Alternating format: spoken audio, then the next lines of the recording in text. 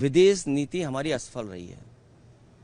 हमें दुख है कि जहां भारत का सम्मान दुनिया के कई देशों ने किया, लेकिन जब जरूरत पड़ी भारत को तो कोई देश हमारे साथ खड़ा नहीं हुआ। कोविड में हम लोगों ने थाली और क्या क्या बजाया, तो सरकार का सुनती है ना जनता।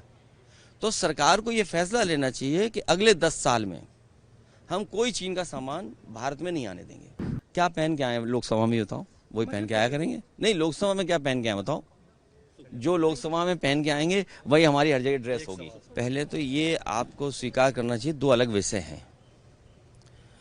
सिंदूर ऑपरेशन में फौज के साहस का, फौज की बहादुरी का, फौज के पराक्रम का उनको हम बधाई देते हैं कि जिन परिस्थितियों में उन्होंने मुकाबला किया, और उन्हें अगर और मौका मिलता तो हो सकता था पीओके भी वो ले लेते। जहाँ तक पहलगांव का सवाल है, जब चर्चा पहलगांव पर होगी, उससे पहले भी एक घटना हुई है, आखिरकार उसकी भी जानकारी अभी जनता को नहीं मिली है। और आप तो जागरूक लोग हैं, पहलगांव में क्या हुआ और उससे पहले जो हमारे जवान शहीद हुए थे उसकी भी जानकारी और सच्चाई अभी तक नहीं मिली है। तो आखिरकार आतंकवाद और आतंकवादी घटनाएं बार बार क्यों हो रही बीजेपी की सरकार में, सवाल तो यही है। और फिर अगर घटना पहलगांव की हुई तो जो टेररिस्ट थे वो आसमान खा गया उन्हें, क्या जमीन खा गई। और इसको आखिरकार वो टेररिस्ट कहाँ हैं, उनको पकड़ना, उनके बारे में जानकारी होना, इस सरकार को जवाब देना है, क्योंकि सरकार इस पे जवाब दे सकती है। लेकिन पी चिदम्बरम का जिस तरह का बयान आया है कि इस बात के क्या सबूत हैं कि वो आतंकवादी जो पहलगाम हमला हुआ था वो पाकिस्तान से आया, इस पे सरकार ही जवाब दे सकती है। और कांग्रेस भी दिल्ली की सरकार में रही है तो वो पूछ सकते हैं, उनके स्रोत होंगे, उनकी जानकारी होगी। और एक सवाल सर, उत्तर प्रदेश से, उत्तर प्रदेश के जो मुख्यमंत्री हैं, सबसे ज्यादा दिनों तक मुख्यमंत्री रहने का उन्होंने रिकॉर्ड कायम किया है। ये कोई रिकॉर्ड होता है? जो काम न करे, काम न करने वाले का अगर कोई रिकॉर्ड कभी माना जाएगा तो उत्तर प्रदेश के मुख्यमंत्री होंगे। और दूसरे का काम अपना काम बनाना, और डबल इंजन की सरकार। सोचिए, अभी तो दिल्ली वालों को ही नहीं पता है कि वो अंदर ही अंदर सुरंग खोद रहे हैं। लखनऊ वाले अंदर ही अंदर सुरंग खोद रहे हैं, ये बाद में पता लगेगा। इसलिए रिकॉर्ड की बात मत करिए कि इतने दिन रिकॉर्ड, ये कहिए कि कहीं ऐसा तो नहीं है लखनऊ से अंदर ही अंदर सुरंग खोद रही हो। सर, पहलगाम हमला के बाद हम कह रहे थे पाकिस्तान से सब संबंध खत्म किया जाएगा, लेकिन एशिया कप में भारत और पाकिस्तान का मैच। देखिए,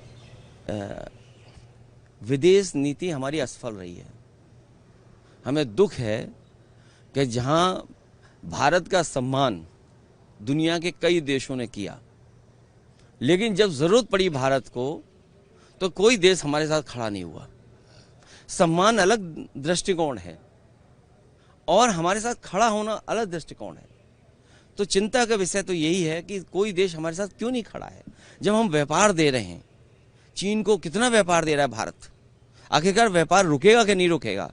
और ये तो हम अपने भाषण में बोलेंगे कि भाई कोई प्रोग्राम बनाना चाहिए ना, जैसे नोटबंदी हुई, कोविड में हम लोगों ने थाली और क्या क्या बजाया, तो सरकार का सुनती है ना जनता। तो सरकार को ये फैसला लेना चाहिए कि अगले 10 साल में हम कोई चीन का सामान भारत में नहीं आने देंगे। इकट्ठा तो नहीं रोक सकते हैं। अब सोचिए, अमीरों का तो सब कुछ आ रहा है, लेकिन गरीब के लिए खाद की जरूरत तो कुछ नहीं आ रहा। तो 10 साल में ये कार्यक्रम भारत सरकार को बनाना चाहिए। जैसे हम सब लोगों ने समर्थन दिया था भारत सरकार का, तो ये सरकार भारत की एक कार्यक्रम बनाए कि अगले 10 साल में हम लोग स्वदेशी अपनाएंगे और चीन का कोई सामान नहीं लेंगे। ये जो चर्चा हो रही है, ये वोट के लिए भारतीय जनता पार्टी करती है। पाकिस्तान से ज़्यादा इसलिए करती है क्योंकि उसे वोट भी चाहिए, लेकिन असली खतरा चीन से है। ये आप जितने लोग खड़े हो, जागरूक लोग, दिल्ली वालों, सब जानते हो खतरा चीन से है। पाकिस्तान से तो है ही, लेकिन पाकिस्तान से ज़्यादा हमें चीन से खतरा है। इसलिए भारत सरकार एक कार्यक्रम बनाए, 10 साल में कोई भी चीन का सामान हम लोग नहीं लेंगे। आखिरी सवाल सर, कि आरएसएस प्रमुख ने कहा है कि देश का नाम ट्रांसलेट नहीं होना चाहिए, भारत का भारत ही रहना चाहिए। नहीं, हिंदुस्तान भी अच्छा नाम है। हिंदुस्तान बहुत अच्छा नाम है, हिंदुस्तान के नाम में कोई कमी नहीं है।